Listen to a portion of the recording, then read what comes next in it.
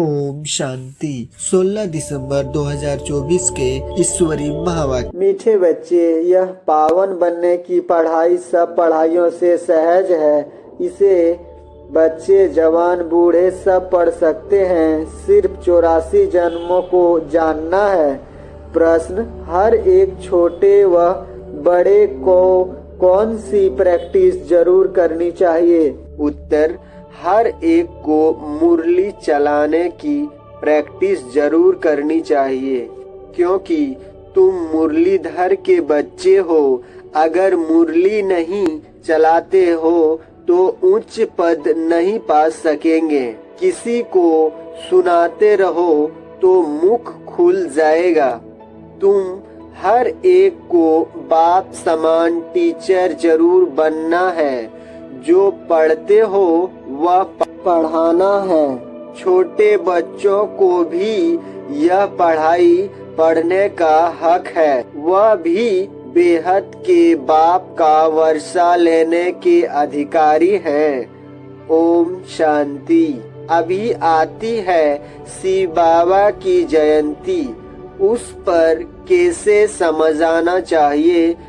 बाप ने तुमको समझाया है, वैसे तुमको फिर औरों को समझाना है।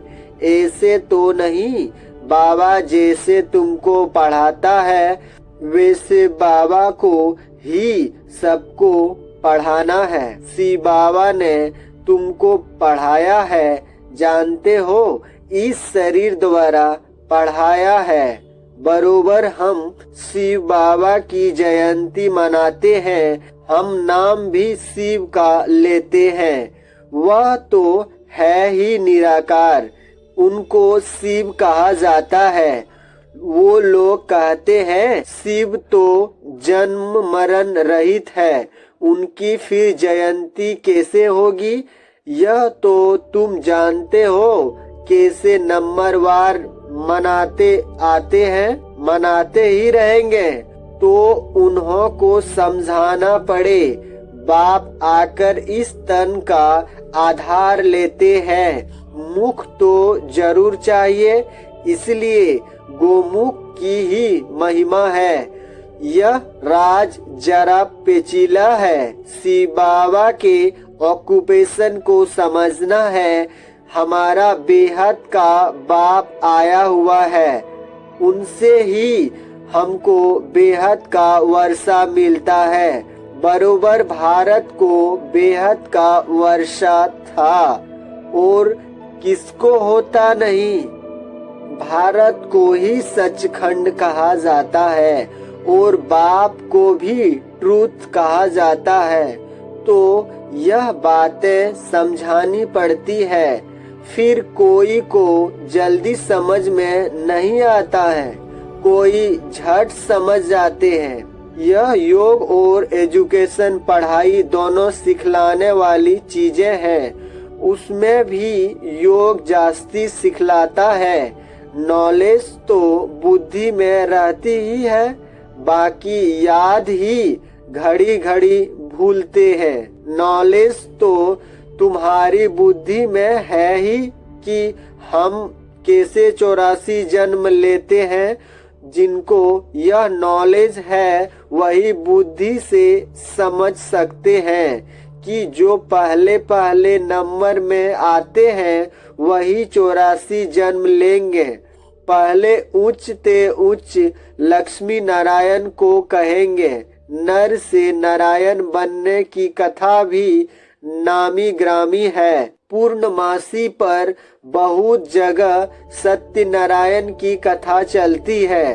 अभी तुम जानते हो, हम सचमुच बाबा द्वारा नर से नारायण बनने की पढ़ाई पढ़ते हैं। यह है पावन बनने की पढ़ाई और है भी सब पढ़ाइयों से बिल्कुल सहज। 84 जन्मों के चक्र को जानना है और फिर यह पढ़ाई सबके लिए एक ही है। बूढ़े, बच्चे, जवान जो भी हो, सबके लिए एक ही पढ़ाई है। छोटे बच्चों को भी हक है।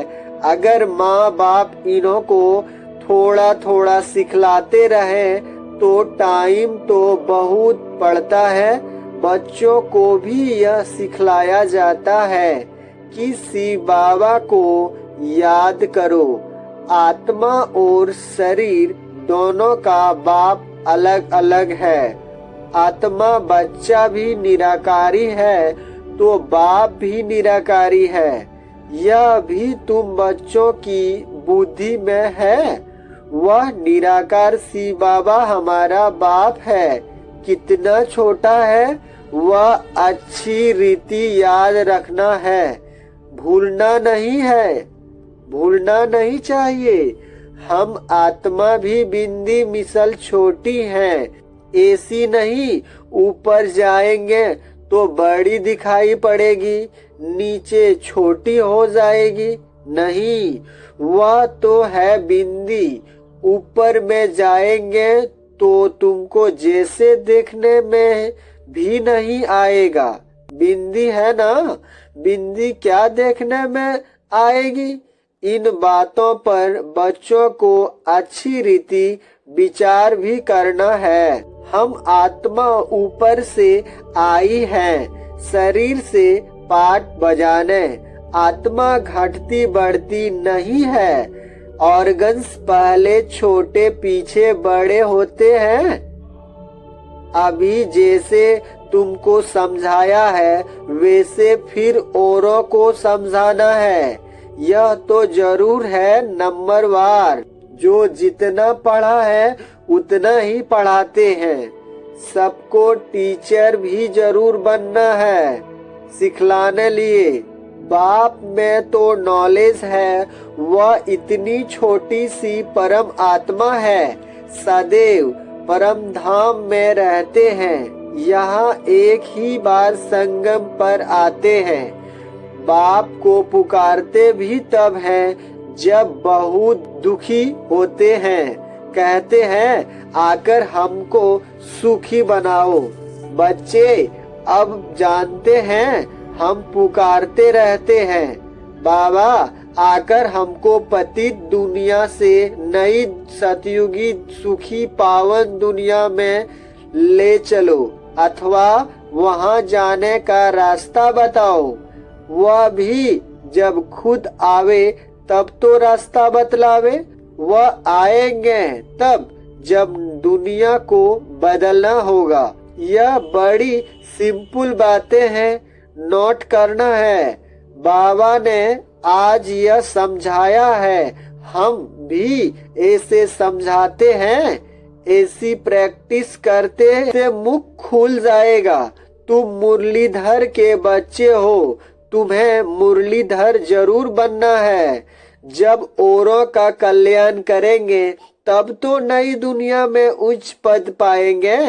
वह पढ़ाई तो है यहाँ के लिए, यह है भविष्य नई दुनिया के लिए। वहाँ तो सदैव सुख ही सुख है। वहाँ 5 विकार तंग करने वाले होते ही नहीं।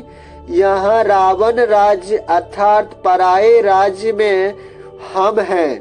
तुम ही पहले अपने राज्य में थे। तुम कहेंगे नई दुनिया, फिर भारत को ही पुरानी दुनिया कहा जाता है। गायन भी है नई दुनिया में भारत।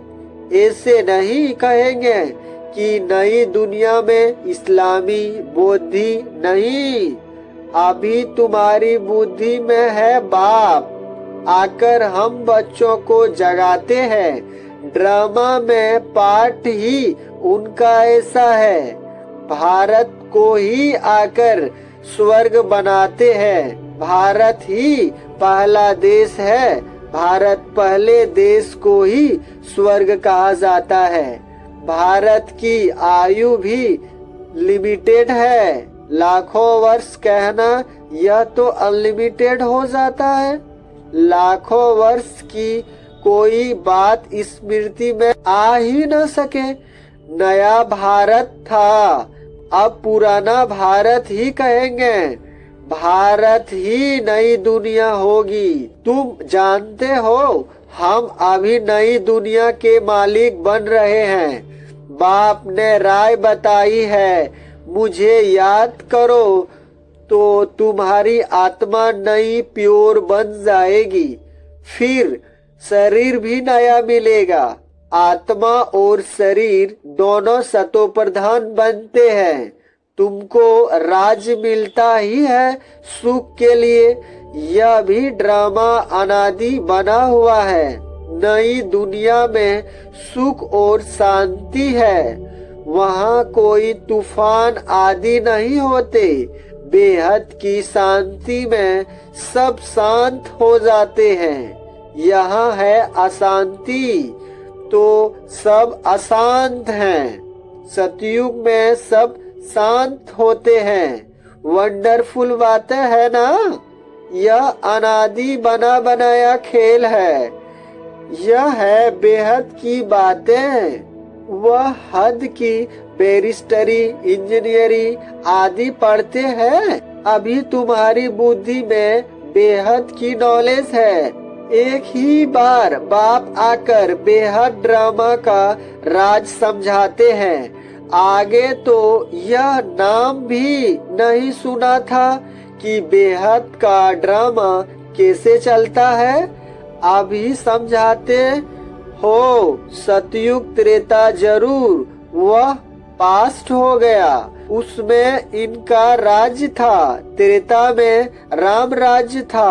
पीछे फिर और धर्म आए हैं। इस्लामी, बौद्धि, क्रिश्चियन सब धर्मों का पूरा मालूम है। यह सब 2500 वर्ष के अंदर आए हैं।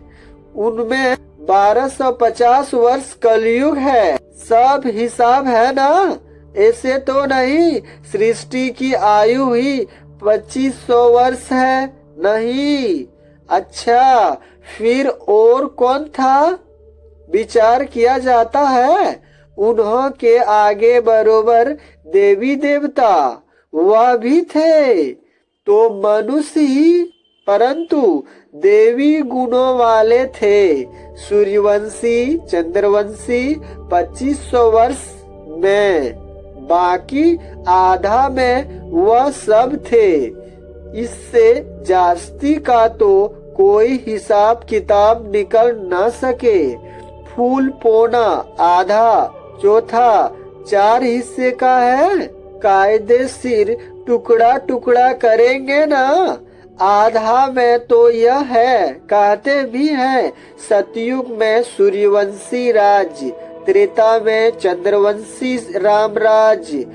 यह तुम सिद्ध कर बतलाते हो तो जरूर सबसे बड़ी आयु उनकी होगी। तो पहले सतयुग में आते हैं। कल्प ही 5000 वर्ष का है। वो लोग 84 लाख योनियों कह देते हैं तो कल्प की आयु भी लाखों वर्ष कह देते। कोई माने भी नहीं। इतनी बड़ी दुनिया हो भी न सके तो बाप बेट समझाते हैं वह सब है अज्ञान और यह है ज्ञान। ज्ञान कहाँ से आया यह भी किसको पता नहीं है। ज्ञान का सागर तो एक ही बाप है। वही ज्ञान देते हैं मुख से। कहते हैं गौ, इस गौ माता से तुम सबको अडॉप्ट करते हैं। यह थोड़ी सी बातें समझाने में तो बहुत सहज है। एक रोज समझाकर फिर छोड़ देंगे तो बुद्धि फिर और बातों में लग जाएगी। स्कूल में एक दिन पढ़ाया जाता है या रेगुलर पढ़ना होता है। नॉलेज एक दिन में नहीं समझी जा सकती है। बेहद का बाप हमको पढ़ाते हैं तो जरूर बेहद की पढ़ाई होगी। बेहद का राज्य होते हैं। भारत में बेहद का राज्य था ना। यह लक्ष्मी नारायण बेहद का राज्य करते थे। किसको यह बातें स्वप्न में भी नहीं है तो पूछें कि इन्होंने राज्य कैसे लिया। उन्हों में प्योरिटी जास्ती थी, योगी है ना, इसलिए आयु भी बड़ी होती है। हम ही योगी थे, फिर 84 जन्म ले भोगी भी जरूर बनना है। मनुष्य नहीं जानते कि यह भी जरूर पुनर्जन्म में आए होंगे। इन्हों को भगवान भगवती नहीं कहा जाता। इनसे पहले तो कोई है नहीं जिसने 84 जन्म लिया हो। पहले पहले जो सतयुग में राज्य करते हैं वही 84 जन्म लेते हैं। फिर नंबर वार नीचे आते हैं, वह आत्मा सो देवता बनेंगे। फिर हम 170 डिग्री कम होगी, गाया भी जाता है। पूज्य सो पुजारी, सतो प्रधान से फिर तमो प्रधान बनते हैं। ऐसे पुनर्जन्म लेते लेते नीचे चले जाएंगे। यह कितना सहज है, परंतु माया ऐसी है जो सब बातें भुला देती है। यह सब पॉइंट्स इकट्ठी कर किताब आदि बनाएं, लेकिन वह तो कुछ रहेगी नहीं। यह टेम्परोरी है। बाप ने कोई गीता नहीं सुनाई थी। बाप तो जैसे अब समझा रहे हैं ऐसे समझाया था। यह वेद शास्त्र आदि सब बाद में बनते हैं। यह सब होल्ड ऑन जो है विनाश होगा तो यह सब जल जाएंगे। सतयुगी त्रेता में कोई पुस्तक होता नहीं। फिर भक्ति मार्ग में बनते हैं, इतनी चीजें बनती हैं, रावण को भी बनते, परंतु बेसमझी से कुछ भी बता नहीं सकते। बाप समझाते हैं यह हर वर्ष बनते हैं जो जलाते हैं। जरूर यह बड़ा दुश्मन है, परंतु दुश्मन कैसे है यह कोई नहीं जानते। वह समझते सीता चुरा ले गए इसलिए शायद दुश्मन है। राम की सीता को चुरा ले जावे तो बड़ा डाकू हुआ ना। कभी चोरी की त्रेता में कहे वह त्रेता के अंत में। इन बातों पर भी विचार किया जाता है। कभी चोरी होनी चाहिए। कौन से राम की सीता की चोरी हुई? सीता राम की भी राजधानी चली है क्या? एक ही राम सीता चले आए हैं क्या? यह तो शास्त्रों में जैसे एक कहानी लिखी हुई है। विचार किया जाता है कौन सी सीता? 12 नंबर होते हैं ना राम सीता, तो कौन सी सीता को चुराया? जरूर पिछाड़ी का होगा। यह जो कहते हैं राम की सीता चुराई गई। अब राम के राज्य में सारा समय एक का ही राज तो नहीं होगा, जरूर डायनेस्टी होगी। तो कौन से नंबर की सीता चुराई? यह सब बहुत समझाने की बातें हैं। तुम बच्चे बड़ी शीतलता से किसी को भी यह सब राज समझा सकते हो। बाप समझाते हैं भक्ति मार्ग में मनुष्य कितना धक्का खाते खाते दुखी हो गए हैं। जब अति दुखी होते हैं तब रगड़ियां मारते हैं। बाबा इन दुखों से छुड़ाओ। रावण तो कोई चीज नहीं है ना। अगर है तो अपने राजा को फिर हर वर्ष मारते क्यों हैं? रावण की जरूर स्त्री भी होगी। मंदोदरी दिखाते हैं, मंदोदरी का भूत बनाकर जलाएंगे, ऐसा कभी देखा नहीं है। तो बाप बेट समझाते हैं यह है ही झूठी माया, झूठी काया। अभी तुम झूठे मनुष्य से सच्चे देवता बनने बैठे हो। फर्क तो हुआ ना। वहाँ तो सदैव सच बोलेंगे। वह है सचखंड, यह है झूठ खंड, तो झूठ ही बोलते रहते हैं। अच्छा, मीठे मीठे सिकलते बच्चों प्रति माता पिता बाप दादा का याद प्यार और गुड मॉर्निंग। रूहानी बाप की रूहानी बच्चों को नमस्ते। धारणा के लिए मुख्य सार। पहला, ज्ञान सागर बाप जो रोज बेहद की पढ़ाई पढ़ाते हैं उस पर विचार सागर मंथन करना है। जो पढ़ा है वह दूसरों को भी जरूर पढ़ाना है। दूसरा, यह बेहद का ड्रामा कैसे चल रहा है, यह अनादि बना बनाया वंडरफुल ड्रामा है। इस राज को अच्छी रीति समझकर फिर समझाना है। वरदान, पवित्रता की श्रेष्ठ धारणा द्वारा एक धर्म के संस्कार वाले समर्थ सम्राट भव। आपके स्वराज्य का धर्म अर्थात धारणा है। पवित्रता, एक धर्म अर्थात एक धारणा।